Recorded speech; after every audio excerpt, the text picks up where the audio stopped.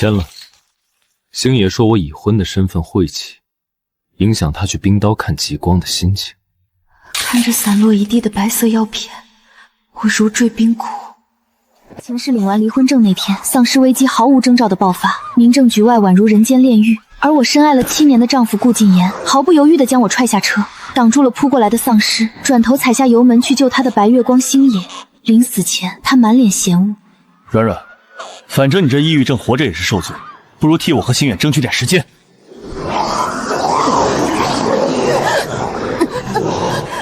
丧尸扑来的剧痛，仿佛还残留在骨缝里。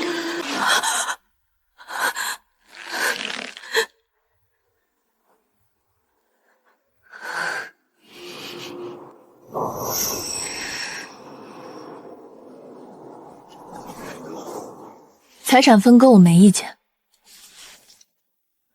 属于我的那一半股份直接折现，3000万，现在立刻转账。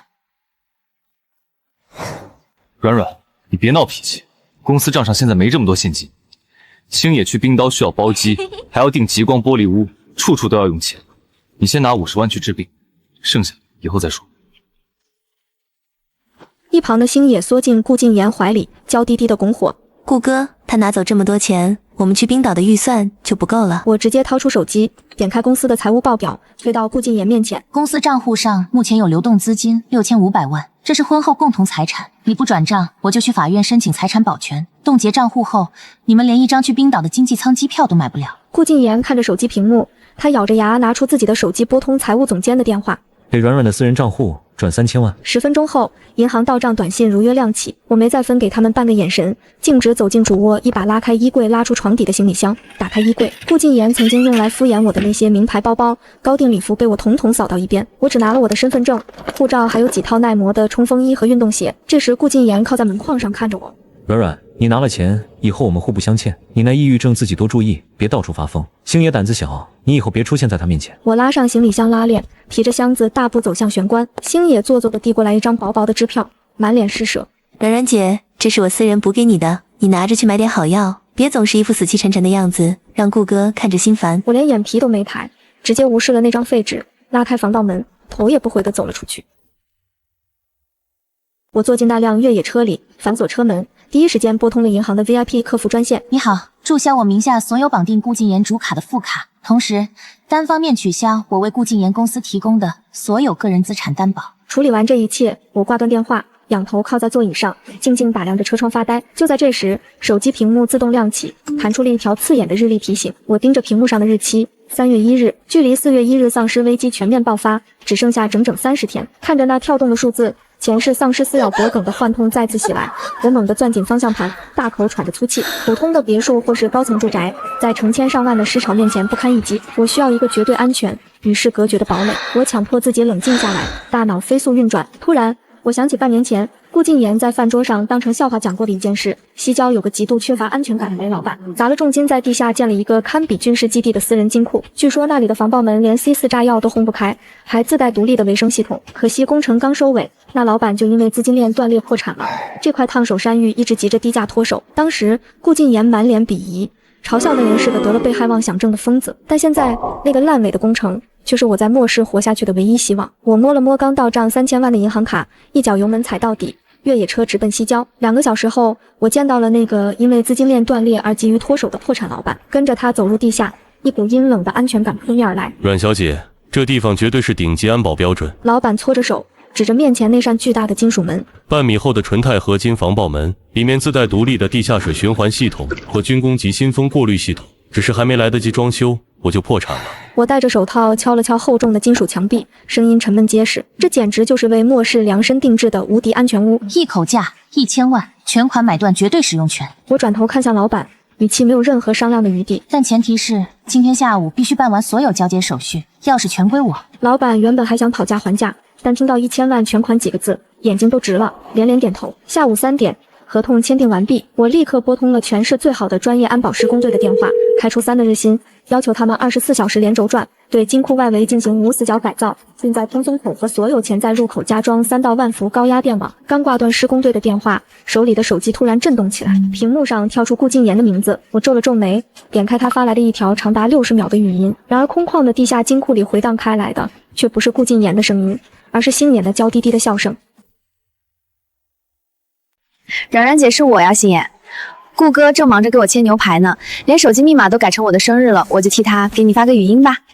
顾哥说，那3000万就当是打发叫花子，给你买精神病药的钱了。你呀，也别总拿抑郁症装可怜了。顾哥刚才还跟我吐槽，说你以前发病的样子像条疯狗，看着就反胃。他停顿了一下，语气里满是施舍与嘲弄，语音背景里隐约传来顾静言宠溺的声音。宝贝，跟那个疯女人废什么话？快尝尝这块肉。星野娇笑了一声，继续对着麦克风输出。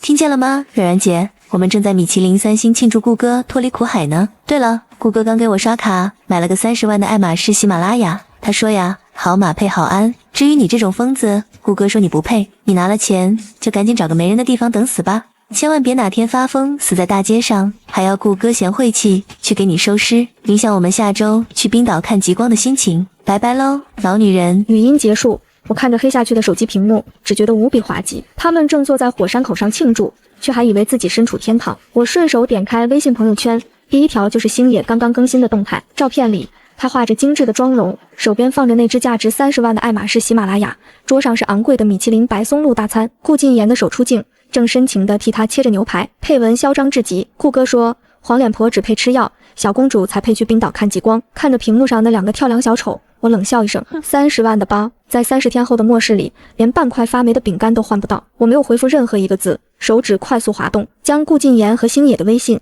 电话、所有联系方式统统拉黑删除，斩断了最后的恶心事。我深吸一口气，转身走出地下金库，搞定了堡垒，接下来就是重头戏。我拿起手机，拨通了本市最大的粮油批发商的电话，声音冷静：喂，王总吗？我是软软，我需要10吨最高规格的东北大米，全部要求军工级真空包装。对，你没听错，10吨。另外5吨冻干肉类，3000箱高纯度矿泉水。阮小姐，您这是要开大型超市吗？这可是一笔巨款。电话那头的王总惊得结巴：不用废话，我马上给你打100万定金。我打断他，紧接着拨通了下一个机械设备厂的电话。张厂长，全套工业级静音柴油发电机组，外加50桶储备柴油以及隐蔽式太阳能板，立刻给我调货。我站在西郊空旷的荒地上，短短1个小时，我豪掷500万，定下了足够我一个人在地下吃上几10年的海量物资。顾静言、星野，好好享受你们最后30天的好。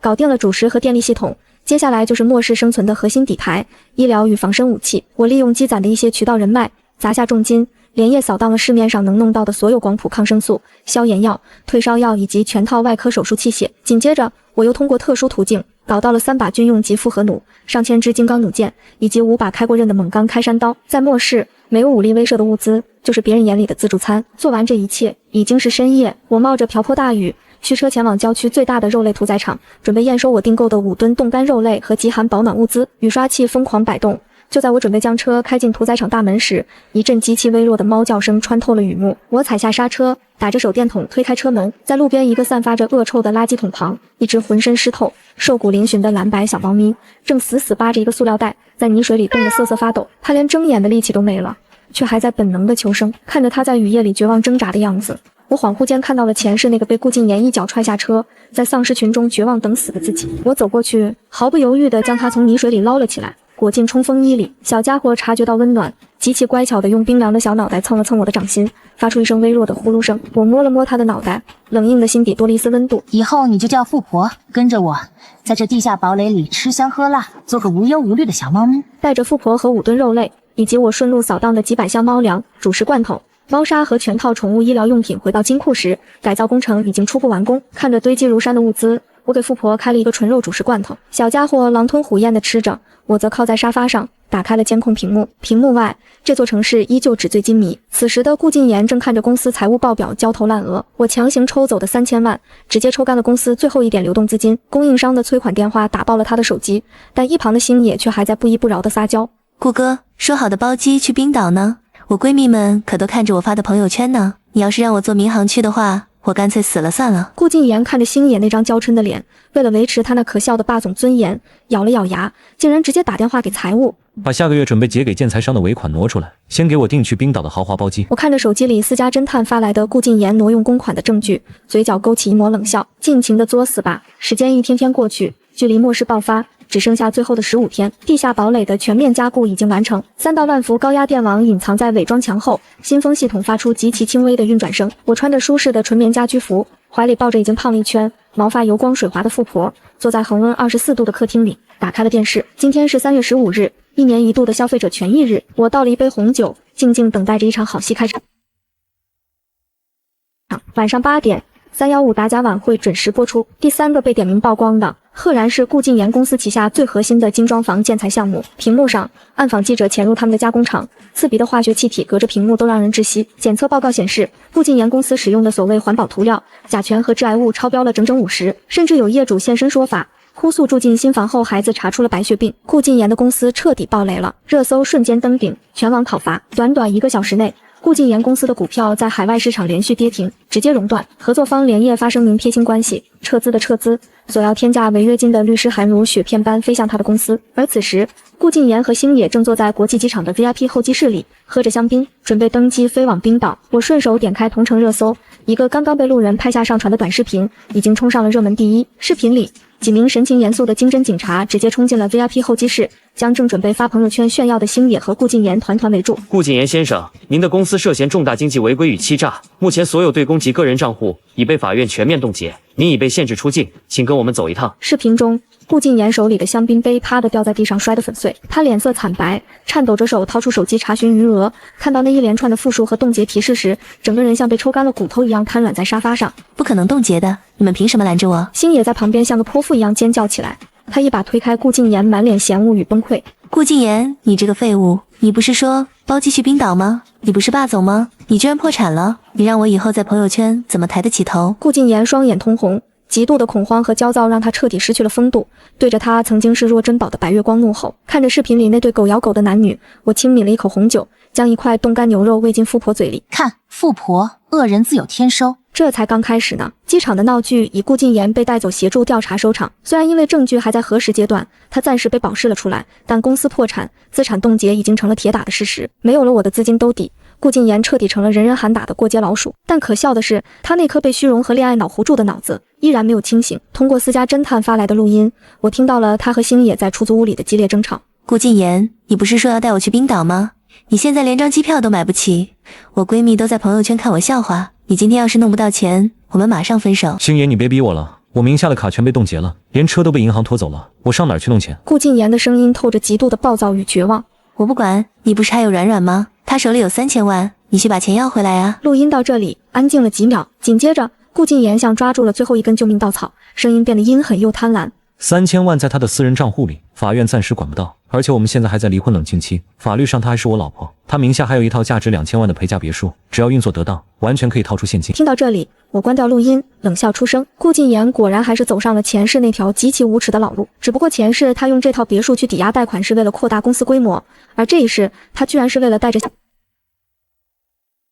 短短2天，顾禁言就通过黑市找了一个胆大包天的地下中介。他利用还在婚姻存续期的漏洞，找人伪造了我的签名和委托书，直接将那套位于市中心、价值2000万的陪嫁别墅，以1500万的低价死当抵押给了地下高利贷。拿到那1500万的现金支票后，顾禁言立刻联系了蛇头，准备带着星野走私偷渡出国，去国外继续过他们纸醉金迷的日子。而此时，距离末世爆发还有最后的10天，地下堡垒里，恒温系统安静地运转着。我穿着柔软的居家服，坐在沙发上，手里拿着宠物书，正给趴在我腿上打呼噜的富婆梳理着毛发。放在茶几上的手机突然亮起，是一条来自房产局的异常变动短信提醒：尊敬的阮女士，您名下位于云顶半山的房产正在办理抵押登记手续。我给富婆梳毛的手微微一顿，小家伙舒服地翻了个身，露出毛茸茸的肚皮。我拿起手机，看着那条短信，眼底的温度瞬间降至冰点。顾禁言，你还真是一如既往的蠢。既然你非要作死，那我就成全你。我冷笑一声，我立刻拨通了律师的电话。张律，带着我的笔迹鉴定样本和房产证原件，立刻报警，同时帮我查一个偷渡蛇头的出海位置。夜幕低垂，市郊废弃的码头海丰新线。顾禁言死死护着怀里装满现金本票的皮箱，焦躁地看着腕表。星爷踩着高跟鞋，捂着鼻子在一旁抱怨：顾哥，这破地方臭死了，到底什么时候能上船啊？我可不想在这多待1秒，我还要去国外买包呢。闭嘴！要不是为了带你走，我至于铤而走险吗？顾禁言低吼。就在这时，刺眼的远光灯瞬间撕裂了黑暗，伴随着刺耳的警笛声，几辆警车呼啸而至，直接将码头各个出口堵得死死的。顾禁言脸色大变，拉着星爷转身就想跑，却被几名冲下来的警察一个擒拿，死死按在汽车引擎盖上。车门打开，我踩着马丁靴，撑着黑伞，带着张律师不紧不慢地走到他面前。冉冉，你怎么会在这里啊？顾禁言的脸贴着冰冷的车皮，难以置信地瞪大了眼睛。我没有废话，直接从张律师手里接过一叠文件，狠狠甩在他脸上，白纸黑字散落一地。顾禁言，你伪造我的签名，私自抵押我名下的房产，套现1500万，诈骗数额特别巨大，足够你在里面踩一辈子缝纫机了。带队的警察捡起地上的笔迹鉴定报告和抵押合同，冷着脸掏出银色手铐。直到这一刻，顾禁言才真正慌了，手腕上的冰冷触感击碎了他所有的骄傲。他拼命挣扎，声嘶力竭冲我大喊：冉冉，我错了，你撤案好不好？把钱还给高利贷就行了啊！我们7年的感情，你不能这么绝情。7年的感情，你的旧情留着跟牢里的狱友慢慢说吧。我像听到了天大的笑话，看着他那张虚伪至极的脸，我转身上车，连一个多余的眼神都没给。距离丧尸危机全面爆发只剩下最后一天，看守所的会见室里，顾禁言胡子拉碴，双眼熬得通红，再也没有了昔日霸总的嚣张。为了免于10几年的牢狱之灾，他别无选择，只能在张律师递过去的协议上签字，净身出户，放弃所有婚内财产的分割权，并且独自承担公司暴雷后的所有添加债务。作为交换，我出具了谅解书。从看守所出来的那一刻，顾禁言彻底成了一个背负巨债的穷光蛋。他和星野被闻风而动的高利贷扒光了身上最后一点值钱的行头，像2条丧家之犬，只能用仅剩的几百块钱，在城中村租了一间阴暗潮湿、散发着霉味的地下室。当天的下午3点，监控画面里，城市上空突然涌起一阵诡异的红雾，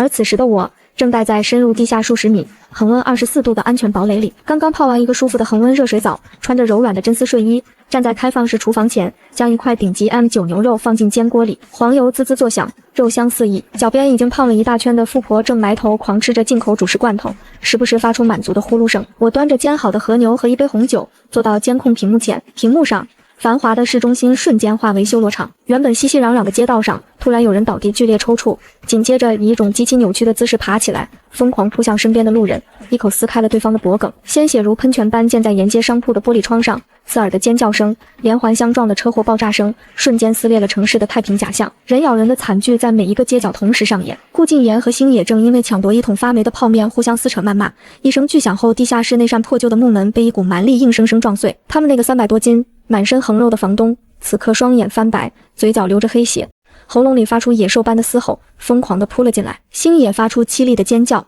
顾禁言吓得魂飞魄散，连滚带爬的一把推开星野，拼了命地顺着楼梯往街上逃去。外面的街道早已沦为血肉横飞的人间炼狱，丧尸的撕咬声和活人的惨叫声交织在一起，而顾禁言和星野正式开启了他们地狱般的末世逃亡。末世第5天，整座城市已经彻底沦为死城，停水、停电，通讯全无，街道上到处都是游荡的丧尸和残缺不全的尸体。市中心一个散发着恶臭的废弃公共厕所里，顾禁言和星野正缩在最里面的隔间，浑身沾满污血和排泄物，抖得像2只鹌鹑。他们已经整整3天没有吃过任何东西了，极度的饥饿和恐惧早就把这对曾经高高在上的真爱折磨得脱了相。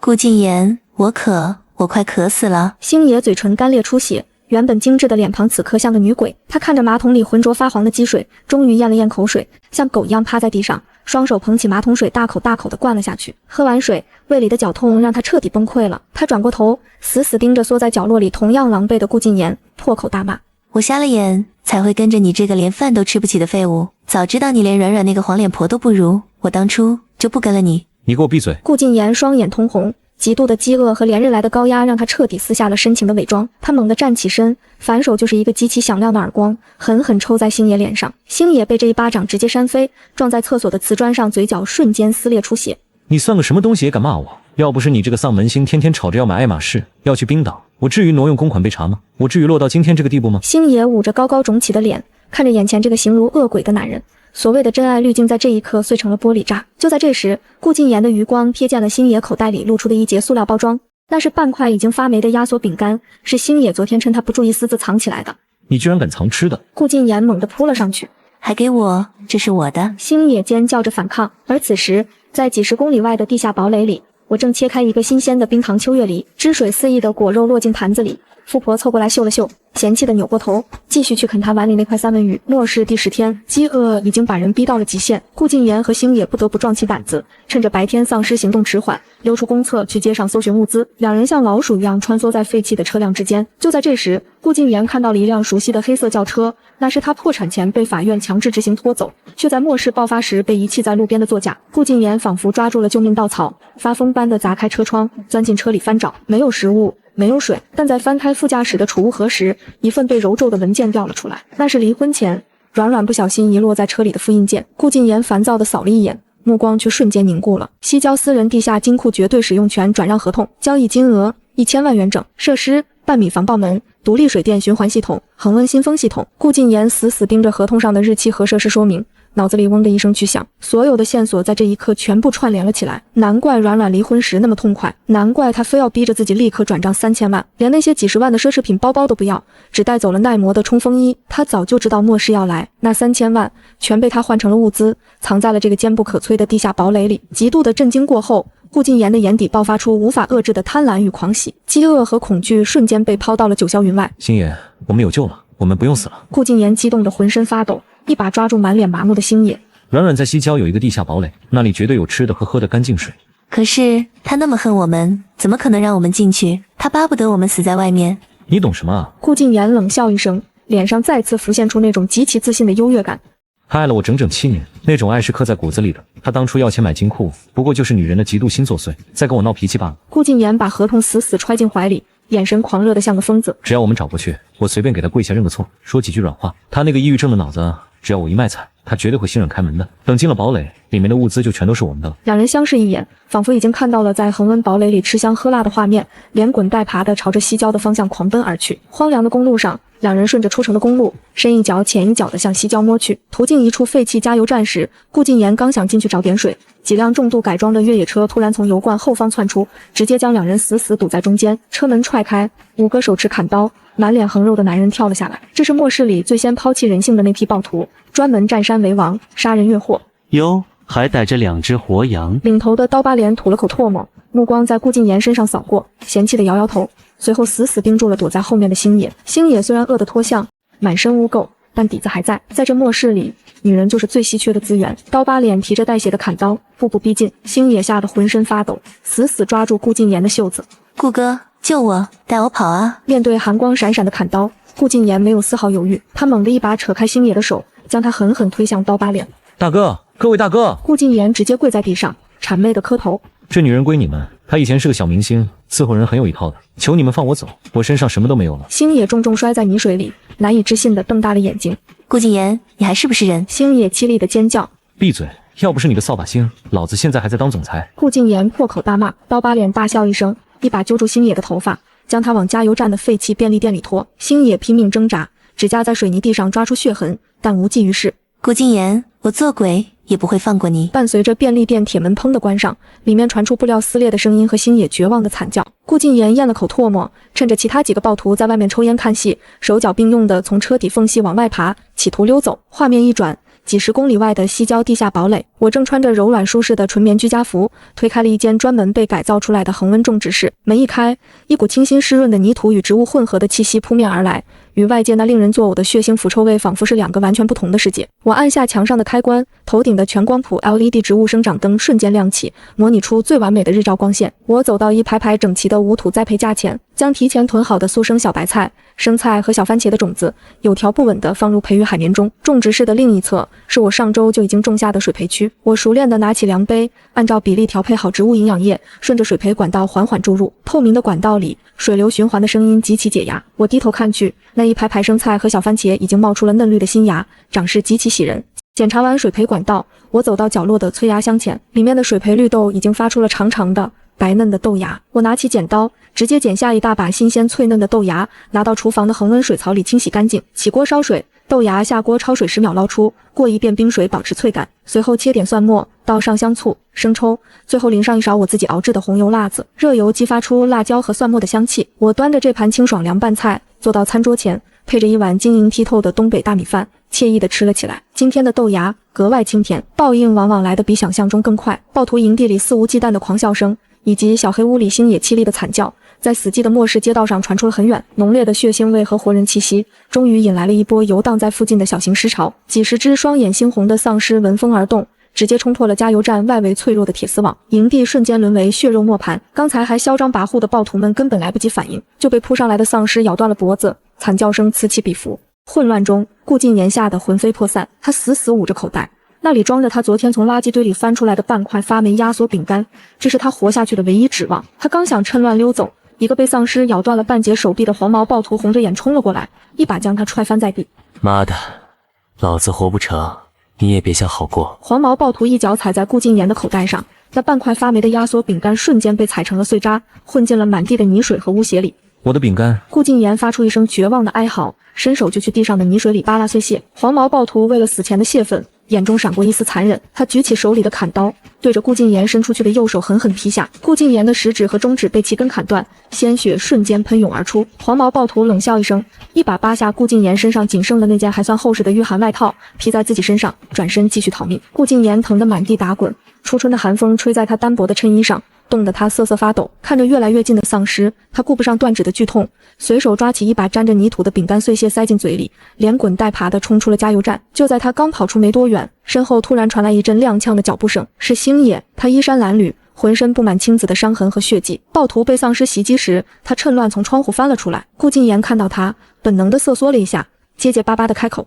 星野，你听我解释，刚才我是为了保留我们俩活下去的火种。话音未落，星野突然像头发疯的母狼一样扑了上来，他死死将顾敬言扑倒在地，手里紧紧攥着一块从加油站捡来的锋利玻璃碎片，对着顾敬言的大腿狠狠扎了进去。顾敬言发出一声惨叫，拼命将星野一脚踹开，星野摔在地上，手里还握着带血的玻璃碎片。他盯着顾敬言，眼神里没有一丝一毫的感情，只有极度的仇恨和疯狂。顾敬言，这一刀是你欠我的，你最好别死，你还得带我去找软软的地下金库，等进去了我们再慢慢算账。两人在极度的互相仇恨与防备中，谁也不敢把后背留给对方。但听着周围越来越密集的丧尸嘶吼声，他们清楚，靠两条残废的腿根本活不到西郊。顾敬言强忍着断指和大腿的剧痛，充血的眼球死死盯住了不远处一辆连车门都没关的暴徒皮卡。刚才那群暴徒下车时，连车钥匙都没把。上车，顾敬言低吼一声，在生存的绝对本能面前，两人暂时达成了诡异的默契。顾敬言连滚带爬地冲上驾驶座，星野也发疯一样手脚并用挤进副驾驶，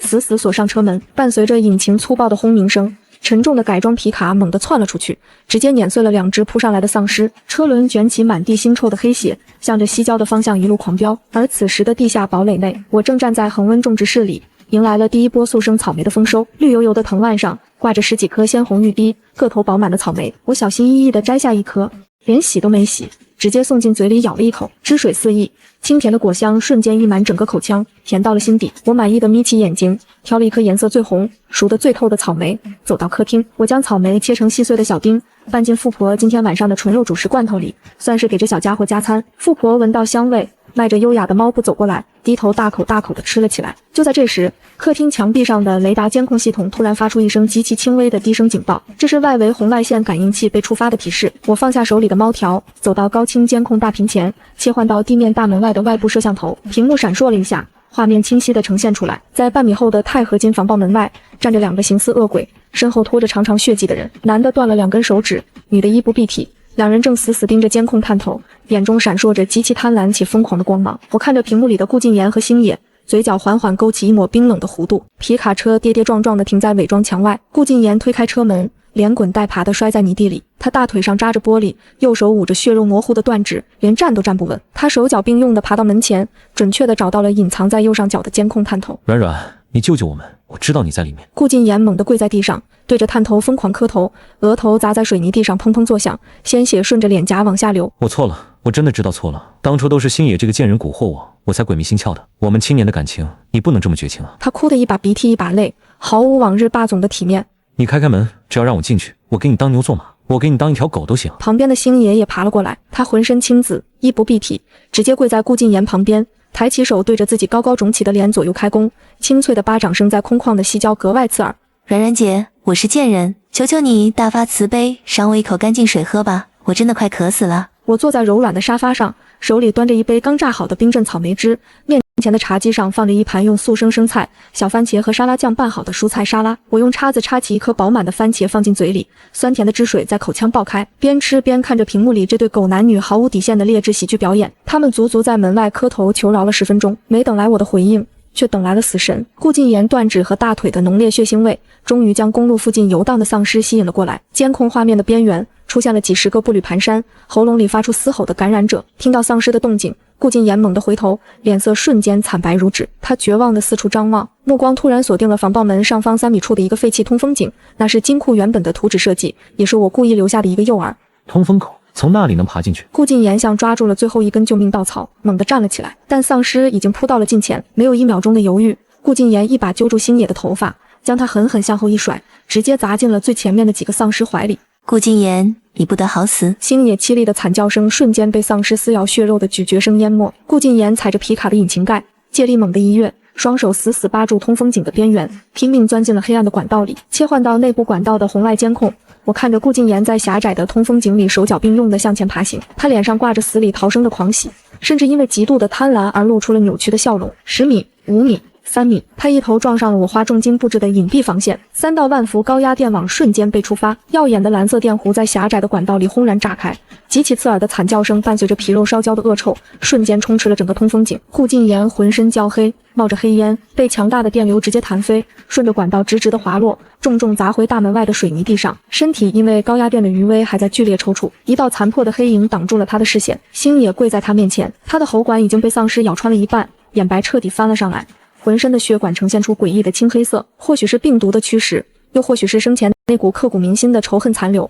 变异后的星野没有去咬顾禁言的胳膊或大腿，他张开那张满是污血的血盆大口，对着顾禁言疯狂抽搐的喉咙狠狠一口咬了下去，大动脉被瞬间咬断，污血喷溅在监控探头的玻璃上。顾禁言的双眼死死突出，身体猛地挺直，随后彻底瘫软下去，再也没有了动静。那一晚我睡得极其安稳。第二天清晨，我准时在7点醒来，洗漱完毕后，先去了一趟种植室，给长势过猛的黄瓜藤搭好了攀爬架，然后用咖啡机给自己磨了一杯香气四溢的黑咖啡。端着温热的咖啡杯，我乘坐内部电梯下到了堡垒的地下2层，这里是我专门设计的防御反击层。我推开射击孔的防弹挡板，清晨的微光透了进来，外面的空地上，2只丧尸正围着那辆皮卡车漫无目的的游荡。顾禁言的脖子缺了一大块，脑袋诡异的歪向一边，星野的肚子被掏空了，肠子拖在地上，他们已经彻底沦为了没有思想的行尸走肉。看着门外，我没有一丝波澜，没有大仇得报的狂喜，也没有悲伤，只有一种极其通透的平静。我放下咖啡杯，从墙上的武器架上取下那把军用级复合弩，熟练的上弦，搭上2根金刚打造的破甲弩箭。我透过瞄准镜，10字准星稳稳地套住了顾禁言那颗残破的头颅。2声极其轻微的破空声接连响起，金刚弩箭带着巨大的动能，精准无误地贯穿了顾禁言和星野的眉心，直接破坏了他们的脑干。2具丧尸像被剪断了线的木偶，直挺挺地倒在泥地里，彻底死绝。我收起复合弩，转身走到墙边的控制面板前，按下了红色的外部清理按钮。隐藏在伪装墙内的几具高压火焰喷射器瞬间启动，炽热的蓝色火龙呼啸而出，直接将门外的2具尸体、满地的污血以及那辆皮卡车彻底吞没。不到3分钟，顾禁言和星野在这个世界上存在过的最后痕迹，连同前世的滔天恨意，一起被焚烧成灰烬。外部水循环系统随后启动，将灰烬冲刷得干干净净，确保堡垒外围绝对的安全与无菌。一切彻底翻篇。我端起咖啡喝了最后一口，乘坐电梯回到1楼的恒温客厅。我走到操作台前，正准备给下一批番茄种子调配营养液，突然堡垒里极其安静的空气被一阵突兀的电流声打破，声音是从角落的通讯台上传来的。那台我花重金囤积，却在末世爆发后一直只能收到白噪音的军用短波无线电台，此刻指示灯竟然疯狂闪烁起来。我停下手里的动作，眉头微皱，快步走了过去。电台的自动搜频系统锁定了某个加密波段，在一阵杂乱的电流声过后，白噪音突然消失了，取而代之的是一个极其冷静、低沉，甚至不带一丝人类恐慌情绪的男声，从扬声器里清晰地传了出来。频率74.2，新型变异体胃酸腐蚀数据已记录。男人的语速很快，像是在做某种枯燥的学术报告。在播报完一串我根本听不懂的化学分子式后，他停顿了2秒，随后那个清冷的声音在空旷的末世频道里例行公事般地问了一句：“这里是1号观测点，还有活人能听到吗？”我盯着电台上跳动的绿色声波频段，手指悬停在送话器的按钮上，眯起了眼睛。末世爆发进入第2个月，我每天最大的烦恼是今天该吃寿喜锅还是现煎的西冷牛排。堡垒里的生活极其规律且滋润，恒温系统完美运转，无土栽培室里的蔬菜源源不断的供给，甚至连富婆都胖得快要看不出脖子了。但长期的绝对孤独，确实让我在修剪水培番茄的枝叶时，偶尔感到一丝死寂般的无聊。直到那台短波电台打破了沉寂，我盯着电台上跳动的绿色频段，手指悬停在送话器上，最终还是没有按下去。在这人吃人的末世，任何多余的同情心都是致命的，暴露坐标更是等于找死。电台那头的男生没有得到回应，似乎也习以为常，他用毫无起伏的语调继续播报着一串串冰冷的数据。根据1号观测点昨日采集样本，病毒正在进行第1次大规模迭代，感染体肌肉纤维密度增加，预计在1周内会出现运动能力大幅提升的新型变异体。这是一个加密的军用级频率，我拿出一个崭新的笔记本，就着手边温热的黑咖啡，将它播报的变异数据一字不落地记录下来。接下来的每一天深夜，这个代号01号观测点的低沉男生都会准时切入频道，他从不废话，只播报丧尸病毒的最新变异进程、胃酸腐蚀指数以及对未来突变方向的推演。播报末尾，他总是会例行公事地问一句：是否有幸存者？我极其警惕，一次都没有回复过。但在末世的漫漫长夜里，记录这个神秘男人的播报成了我每天唯一的消遣。我对他那庞大且精准的数据来源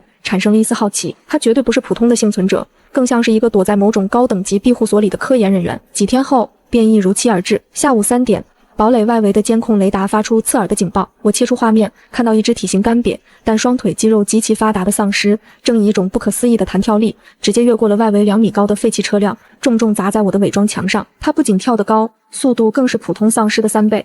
我冷眼看着他被伪装墙上的高压电网瞬间电成焦炭，转身在笔记本上记下了他的弹跳高度和速度峰值。当晚深夜，电台里的男声准时响起。新型跳跃变异体已出现，其腿部肌肉发生重组，跟腱强化，弱点在于其骨骼密度并未同步增加，落地瞬间的缓冲期是最佳击杀时机，建议攻击其膝关节。我皱了皱眉，不对，根据我下午监控录像的逐帧慢放，那只跳跃丧尸在半空中就已经完成了姿态调整，落地的瞬间根本没有所谓的缓冲僵直，它甚至能借助反作用力进行2次弹跳。如果是普通幸存者听信了他的理论，在丧尸落地时去攻击膝盖，绝对会被瞬间撕碎。你的理论有致命缺陷。我没忍住，直接按下了电台的送话键。清冷的声音在这个寂静了1个多月的频道里突兀地响起。电台那头明显安静了3秒，紧接着对方瞬间锁定了我的频率。那个一直毫无起伏的男声里，破天荒地带上了一丝极其轻微的波动。幸存者，你的坐标在哪里？目前团队有多少人？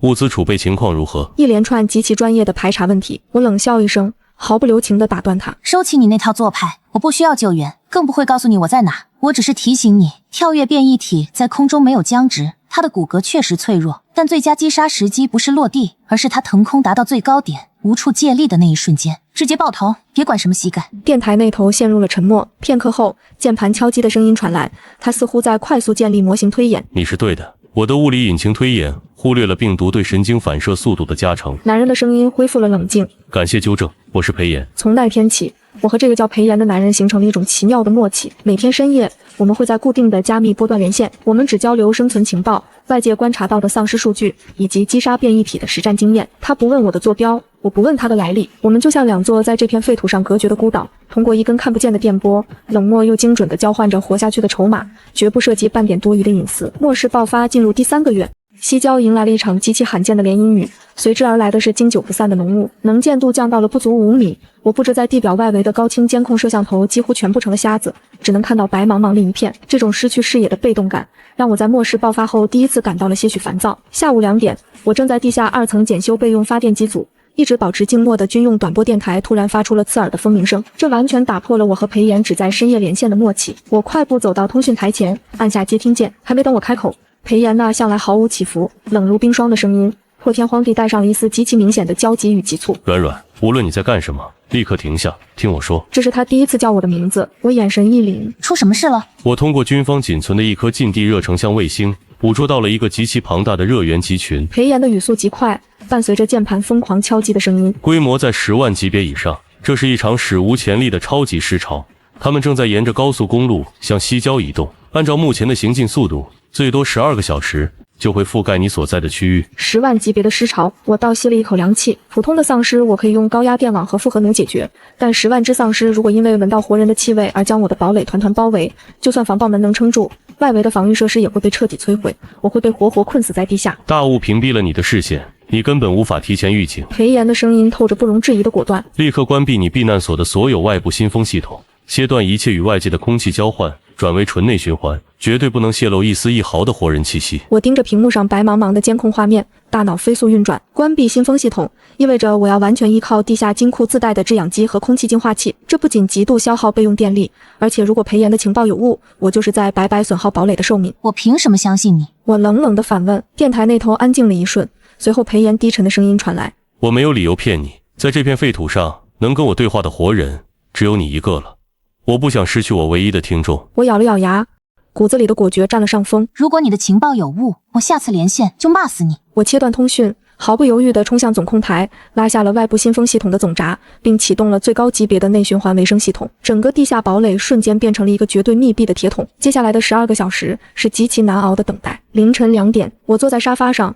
怀里抱着不安分挣扎的富婆。突然，头顶厚重的水泥层传来了极其沉闷的震动，像是有无数双脚在地面上拖行踩踏，沉闷的脚步声汇聚在一起，仿佛一场无声的地震。我死死盯着监控屏幕，红外线雷达上密密麻麻的红点如同决堤的洪水，瞬间淹没了整个西郊区域。他们从我的伪装墙外经过，有的甚至踩在了我隐藏通风口的上方，但因为我提前切断了所有人气外泄，堡垒在他们眼中就像是一块毫无生气的巨大石头。庞大的尸潮如同过境的蝗虫，盲目地顺着公路继续向前涌动，没有一只丧尸在我的门前停留。足足3个小时后，地面的震动才彻底平息。我靠在沙发上，后背已经被冷汗湿透。如果不是裴炎这提前12小时的精准预警，后果不堪设想。我对这个神秘男人的戒备，终于在这一刻被撕开了一道口子。危机解除后的第2天深夜，我主动按下了送话键。尸潮过去了，算我欠你一次。我的语气依旧平静，但少了几分以往的冷刺。你活着就好。裴炎的声音恢复了那种枯燥的冷静，但隐约透着一丝疲惫。我知道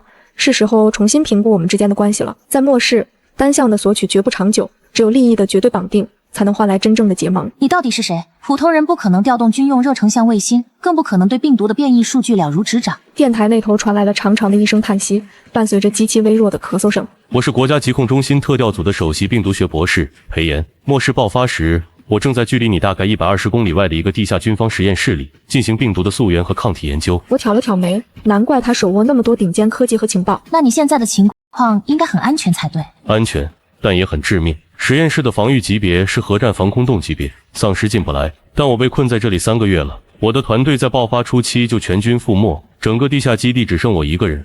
我手里握着全套的顶尖科研设备，甚至已经推演出了第1代抗体疫苗的半成品公式。他顿了顿，语气中透出一种极其荒谬的绝望。但是我快饿死了，基地的储备粮在半个月前就彻底耗尽，我这几天一直在靠吃实验室里的合成营养膏续命，最多再撑1周，我就会因为器官衰竭而死。一个手握拯救人类钥匙的顶尖科学家，即将被活活饿死在固若金汤的堡垒里。我看着监控屏幕外，我自己那堆积如山的物资，恒温室里的蔬菜绿意盎然，冷库里挂着5吨冻干肉，甚至连富婆的猫碗里都堆满了三文鱼。我有吃不完的饭，有绝对安全的堡垒，但我唯独缺乏一样东西，对付丧尸病毒的终极医疗手段。如果有一天病毒变异到能腐蚀钛合金，或者通过水源渗透，我囤在多的和牛也是等死。裴炎是一个极其有价值的投资对象。我手里有物资。我盯着电台的麦克风，一字一句地抛出了我的筹码。不仅是能让你活下去的口粮，还有高纯度的水、广谱、抗生素，甚至新鲜的蔬菜。我没有透露我堡垒的具体防御级别，也没有说我到底囤了多少，这是我最后的底牌。电台那头瞬间陷入了死寂，我能听到裴炎粗重而急促的呼吸声，那是人在绝境中抓住救命稻草时的本能反应。你需要我做什么？裴炎是个极其聪明的人，他知道在末世没有免费的午餐。情报、科技以及你手里的那个疫苗半成品。我冷冷地开出条件，从今天起，你的命我保了，但你的脑子归我。成交。裴炎的回答没有一丝犹豫。在这片满目疮痍的废土上，我和这个素未谋面的顶尖科学家正式确立了情报与医疗换取生存希望的盟友关系。接下来要解决的就是如何在满是丧尸的120公里距离内完成这场跨越生死的隔空投喂。结盟的第一步是建立信任，而在末世，信任需要用绝对的实力来证明。我不知道你堡垒的精确坐标，只能推测出你在西郊的大概位置。电台里，裴炎的声音带着一丝虚弱的喘息。但我实验室里还有最后一架军用级的隐身战术无人机，我会把坐标设定在西郊废弃水塔附近。你需要在今晚凌晨2点去接收我的诚意。什么诚意？我警惕地问。我刚研发出的防空气感染阻断药剂。裴炎的语气中透着属于科学家的绝对自信。只要注射1针，哪怕你在高浓度病毒气溶胶的环境里暴露24小时，也不会被感染。这是我目前手里最有价值的筹码。凌晨1点50分，我穿上全套防爆服，背上军用复合弩，乘坐内部电梯来到了堡垒的最顶层。这里距离地面只有不到2米，是我专门设计的隐藏投递口。我盯着手里的雷达探测仪，屏幕上干干净净，直到1点58分，一个极其微弱的绿点才突兀地出现在雷达边缘，正以极快的速度向我的上空逼近。隐身战术无人机果然名不虚传，普通的民用雷达根本扫不到它。我按下墙上的控制键，头顶厚重的水泥伪装盖缓缓向两侧滑开，露出一个仅供1人通过的方形投递口。夜空中，一架通体漆黑，几乎没有发出任何引擎噪音的流线型无人机，精准地悬停在投递口正上方。机腹下方机械爪松开，一个充满科技感的银色恒温密码箱稳稳地落在了我的脚边。无人机没有立刻返航，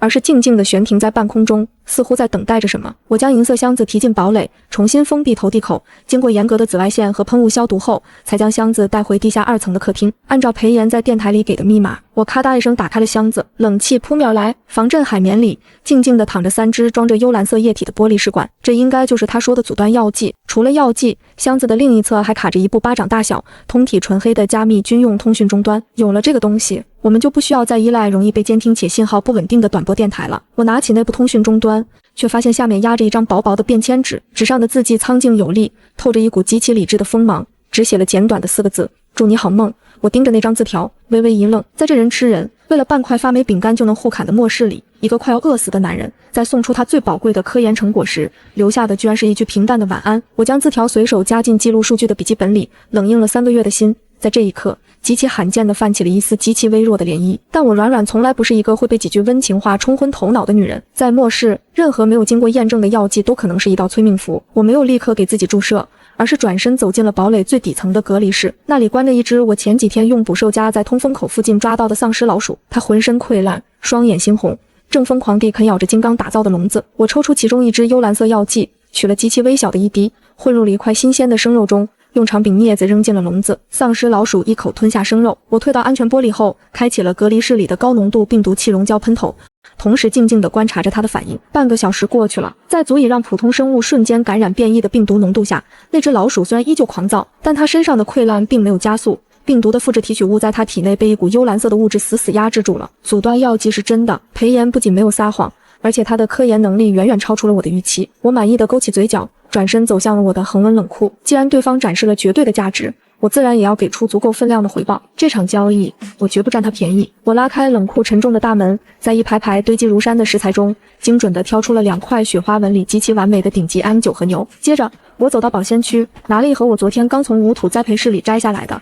鲜红欲滴的车厘子。为了防止它长期饥饿导致肠胃脆弱，我又去医疗物资储备区拿了2盒广谱消炎药和1盒肠胃调节益生菌。我将这些在末世堪比无价之宝的物资一样样整齐地码进那个银色的空投箱里。就在我准备合上箱子时，一直趴在沙发上打盹的富婆迈着极其嚣张的步伐走了过来。她现在已经胖成了一个球，油光水滑的毛发在灯光下闪闪发亮。我心中一动，拿起拍立得相机，对着富婆那张圆润且充满鄙视的猫脸咔嚓拍了一张照片。我在照片背面用马克笔写下一行字：吃饱点，别饿死了，没人给我做实验。我将照片塞进车厘子的盒子里，提着沉甸甸的箱子回到顶层，将它重新挂回那架悬停在夜空中的无人机机械爪上。送回去吧。我看着无人机消失在夜色中，转身回到了地下。120公里外，地下军方实验室的核心机房内，裴炎靠在冰冷的服务器机柜上，脸色苍白如纸，胃部的绞痛让他连站起来的力气都没有。他已经整整2天没有咽下过任何东西了。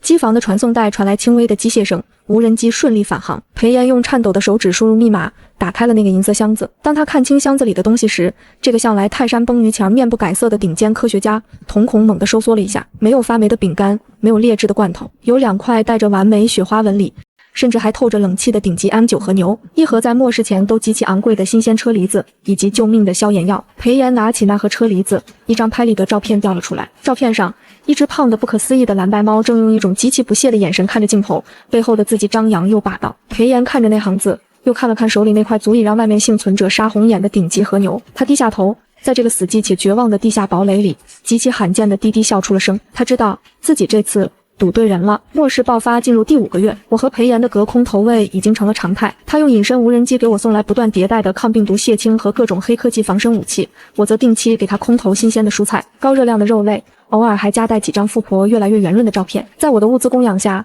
他的身体机能恢复了。疫苗的研发进度也突飞猛进，我以为这种互利共赢的安逸日子能一直持续到疫苗问世，直到那场突如其来的变异打破了平衡。下午4点，那部纯黑色的加密军用通讯终端突然发出了极其刺耳的红色警报声，我心头一沉，立刻按下接听键。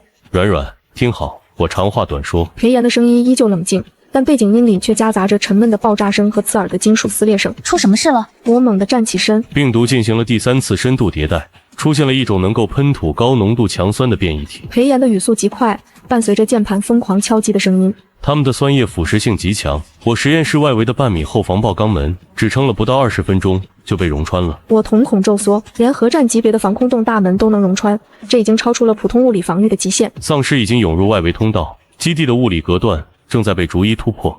核心机房的钛合金门最多还能挡住他们10分钟。裴炎的呼吸微微有些急促，但他依然在有条不紊地操作着什么。你立刻进入逃生舱！我对着终端低吼。没有逃生舱了，强酸破坏了基地的通风和动力系统，一旦机房被攻破，整个地下基地的自毁程序就会立刻启动，1万吨当量的地下爆破，什么都不会剩下。裴炎的声音突然平静了下来，那种平静里透着一种面对死亡时的绝对理智。软软，记下这串密码，这是我刚才通过军方内网将终极疫苗的半成品数据备份到海外深海服务器的密钥，只要有顶尖的实验室拿到数据就能继续合成。我不要什么狗屁数据！我咬着牙，手指死死捏着通讯终端，指关节因为用力而泛白。裴炎，你给我撑住，我想办法。来不及了。终端里传来一声震耳欲聋的巨响，紧接着是令人牙酸的金属溶解声。强酸丧尸已经开始攻击最后一道大门了。软软，认识你是我在这末世里唯一的幸运。裴炎的声音在杂音中显得有些失真，却透着一丝罕见的温柔。替我好好活下去，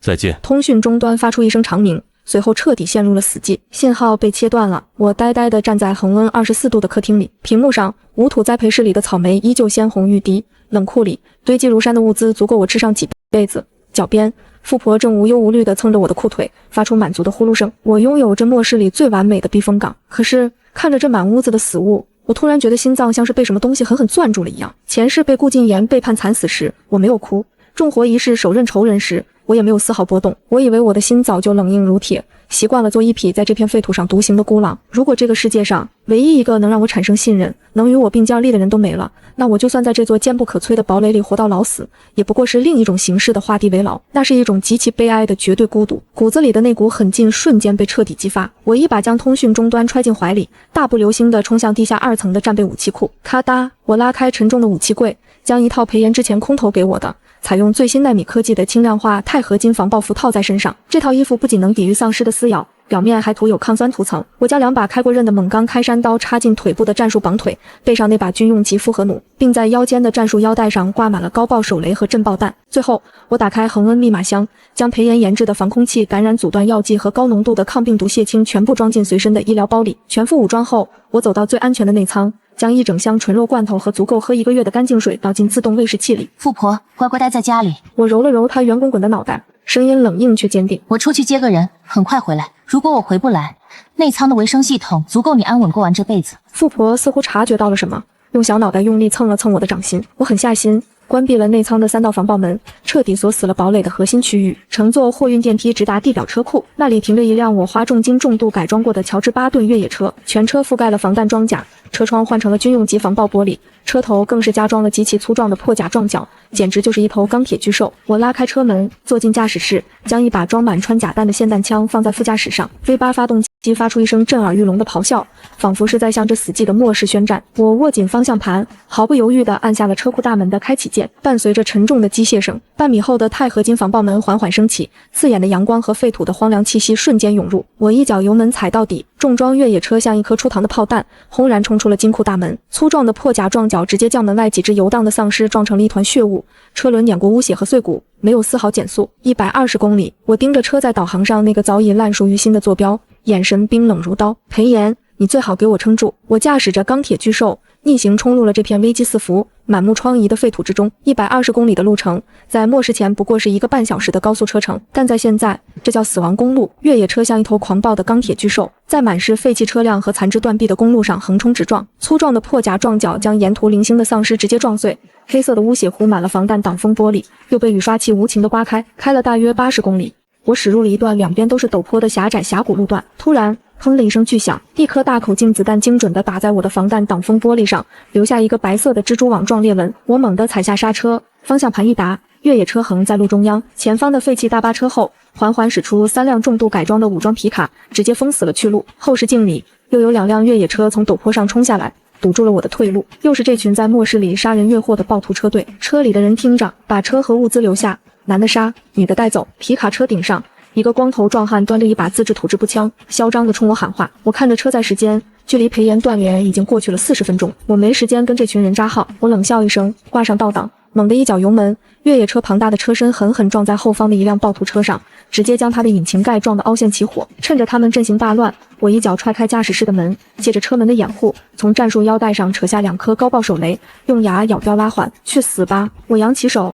精准地将2颗手雷扔进了前方那2辆皮卡车的车底，震耳欲聋的爆炸声在峡谷中回荡，巨大的冲击力直接将那2辆皮卡连人带车掀翻上天，火光冲天，残肢断臂伴随着燃烧的金属碎片噼里啪啦地落了一地。剩下的暴徒被这雷霆手段吓破了胆。那个光头刚想举枪，我端起副驾驶的霰弹枪，透过破碎的车窗，一枪轰烂了他的脑袋。没有一丝停顿，我重新坐回驾驶室，挂上前进档。乔治·巴顿碾过燃烧的汽车残骸和暴徒的尸体，如同碾过一堆垃圾。冲出峡谷后，血腥味和爆炸声引来了一波几千人的小型尸潮。我没有减速，死死踩住油门，硬生生在密集的尸海中离出了一道血路。当车载导航提示到达目的地时，我的越野车已经看不出原本的颜色，车身挂满了碎肉和黑血。前方一座隐蔽在深山中的军事基地建筑映入眼帘。此时，基地外围的合金大门已经被某种强酸腐蚀的千疮百孔，浓烟正从地下的通风口源源不断的滚滚冒出。我拔出腿上的开山刀，端起霰弹枪，推门下车。基地的外部防线已经彻底崩溃，地上到处都是被强酸融化的只剩半截的军警尸骨，以及几只还在抽搐的强酸丧尸。我没有走正门，而是根据裴岩之前在电台里提过的建筑结构，找到了位于侧面山体上的紧急逃生通道。通道的钛合金门已经被锁死，我从背包里掏出 C4 塑胶炸药，贴在门缝处，退到安全距离。厚重的金属门被强行炸开一个大洞，我打开战术头灯，端着枪，猫着腰钻进了漆黑的地下通道。越往下走，空气中那股刺鼻的硫磺和强酸味就越浓烈。我凭借着防爆服的抗酸涂层，一路清理着游荡在走廊里的残余丧尸。霰弹枪在狭窄的地下空间里威力巨大，几乎是一枪一个爆头。10分钟后，我终于抵达到了地下5层的核心机房外。机房的最后一道安全门已经被腐蚀出了一个篮球大小的洞，几只强酸丧尸正趴在洞口，疯狂地往里喷吐着绿色的酸液。我拔出腰间的震爆弹扔了过去，强光和巨响瞬间让丧尸失去了行动能力。我大步上前，手起刀落，2把猛钢开山刀极其利落地斩断了他们的脖子。我一脚踹开摇摇欲坠的机房残门，端着枪冲了进去。机房内一片狼藉，服务器机柜倒塌了一大半，红色的警报灯疯狂闪烁。在最深处的一排机柜后，我终于见到了那个每天深夜在电台里陪我说话的男人。裴岩穿着一件已经被酸液烧出好几个破洞的白大褂，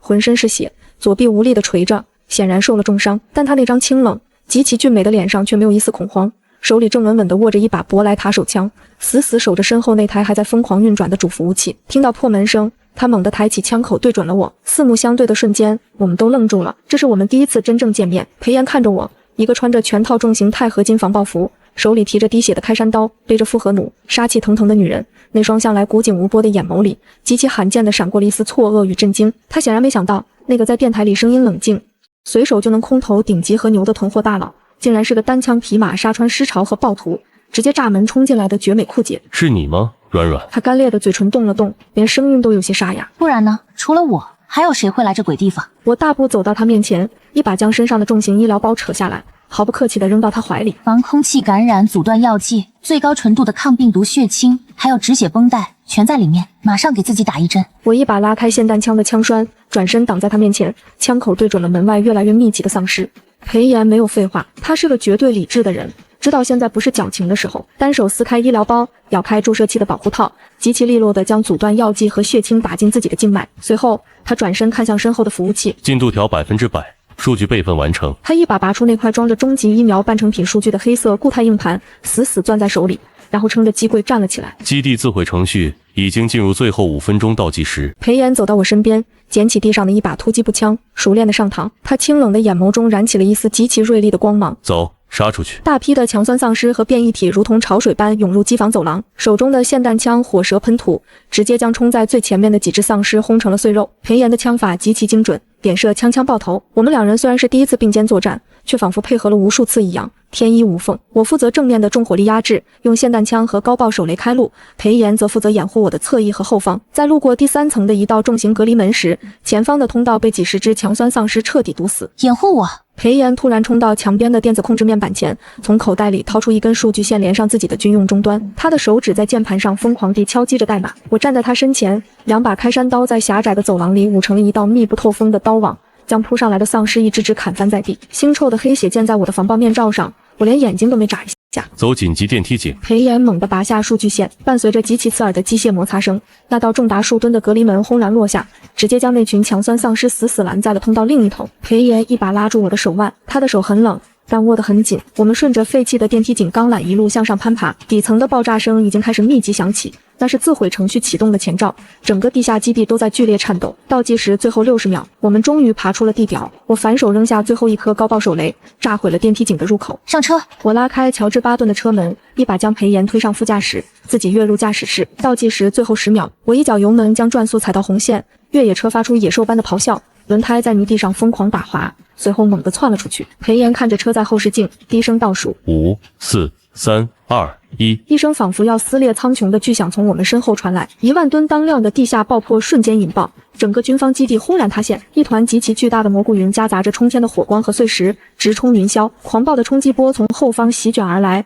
重达数吨的乔治巴顿越野车被这股力量推得几乎要飞起来。我死死握住方向盘，在剧烈的颠簸中稳住了车身。我们将那片死亡炼狱和漫天的火光彻底甩在了身后，越野车在荒凉的废土公路上绝尘而去。我长长的舒了一口气，转头看向副驾驶，裴炎正靠在座椅上，手里死死攥着那块承载着人类希望的硬盘。他偏过头看着我满是黑血的防爆面罩，那张向来清冷禁欲的脸上极其罕见地绽放出一个如释重负的笑容。软软，我们活下来了。他的声音有些沙哑，却透着绝对的安全感。回程的路因为没有了急迫的心理负担，显得顺利许多。越野车在夜色中驶入西郊，最终停在了那扇熟悉的半米厚纯钛合金防爆门前。经过严格的外部高压喷淋和紫外线消杀程序，我带着裴炎走进了地下金库，脱下厚重的防爆服。裴炎终于看清了我真正的样子，他那双清冷的眼眸在我的脸上停留了一瞬，但很快他的注意力就被眼前的景象彻底夺走了。随着内部照明灯一排排亮起，这个被我花重金打造的地下堡垒毫无保留地展现在他面前。裴炎站在恒温24度的客厅里，陷入了极其长久的沉默。他的目光扫过那面占据了整面墙的85寸高清监控大屏，扫过堆积如山的军工级真空包装大米，扫过那一排排整齐码放的高纯度矿泉水和广谱抗生素。当他透过玻璃门看到无土栽培室里长势极其疯狂的小番茄和绿油油的生菜时，这位见多识广的顶尖科学家喉结极其艰难地滚动了一下，一声极其慵懒的猫叫打破了死寂。富婆从沙发上跳下来，迈着极其嚣张且沉重的步伐走到裴炎脚边。她现在已经胖得像个煤气罐，毛发油光水滑，甚至因为最近伙食太好，连脖子都快看不见了。她抬头嗅了嗅裴炎裤腿上的血腥味，嫌弃地打了个喷嚏，扭头走向自己的自动喂食器，大口嚼起了冻干。裴炎看着那只胖得走不动的猫，又看了看自己因为长期吃营养膏而凹陷的脸颊，极其罕见地露出了一丝苦笑。软软，你管这叫手里有物资？这简直就是一个能在末世里舒舒服服活到下个世纪的大型超市。我不喜欢打无准备的仗。我走到岛台前，倒了2杯温水，递给他一杯，语气平静而霸道。既然你进了我的地盘，规矩就得按我的来。裴炎接过水杯，目光清明地看着我，没有反驳。第一，这个堡垒的最高指挥权归我，物资归我管，防御归我管。第二，科研归你管，你需要什么设备，什么材料，只要这里有的，我负责去弄。你的任务只有一个，把终极疫苗给我造出来。我盯着他的眼睛，一字一顿。能接受吗？非常合理。裴炎喝了一口温水，干裂的嘴唇终于有了一丝血色。他放下水杯，不仅没有觉得被冒犯，反而眼中闪过一丝极其锐利的赞赏。不过作为新住户，我也得交点房租。他立刻展现出了顶尖科学家极其恐怖的动手能力。接下来的3天，裴炎连休息都顾不上，直接拆开了他从军方实验室带出来的那个战术背包，里面装满了高精尖的军用电子元件。他爬上通风管道，将堡垒原有的民用雷达预警系统直接魔改成了军用级别的相控阵雷达，不仅能提前50公里探测到失潮，甚至能精准识别出变异体的种类和热源强度。紧接着，他又对我的隐蔽式太阳能矩阵进行了重新编程和线路优化，将光电转换效率硬生生提高了40%。原本需要精打细算的备用电力，现在甚至足够支撑他在地下2层建立一个极其耗电的无菌实验室。看着监控屏幕上焕然一新的雷达界面，我不得不承认，这投资极其划算。随着基建的全面升级，我们开始了末世之下极其罕见的同居生活。最初的日子里，我们之间还带着一种成年人特有的试探与边界感。他睡在地下2层的客房，我睡在主卧。除了吃饭和交流外界情报，我们很少有肢体接触。但在这座绝对安全、与世隔绝的堡垒里，坚冰融化的比想象中要快得多。末世第8个月的第一天是个难得的晴天，我从冷库里拿出一块上好的西冷牛排，准备煎个7分熟。裴岩洗完澡，穿着我囤的男款纯棉家居服走到开放式厨房，极其自然地接过了我手里的平底锅。黄油的温度不够，会锁不住肉汁。他一边说着，一边熟练地将火候调大。我靠在岛台边，看着这个清冷博士，此刻正极其接地气地给我煎牛排。他修长的手指握着锅铲，竟然有一种说不出的性感。你一个搞病毒研究的，还懂厨艺？我挑了挑眉。科研和烹饪的本质是一样的，都是对温度、时间和化学反应的精准把控。裴岩将煎的外焦里嫩的牛排装盘，撒上黑胡椒海盐，端到我面前。吃饭时，富婆极其不要脸地跳上裴岩的大腿，直接4脚朝天地躺下，疯狂暗示他给他顺毛。裴岩没有拒绝，他那双手此刻正极其温柔地揉着富婆的下巴。猫咪发出巨大的呼噜声，整个客厅里弥漫着一股说不出的温馨。我切了一块牛排送进嘴里，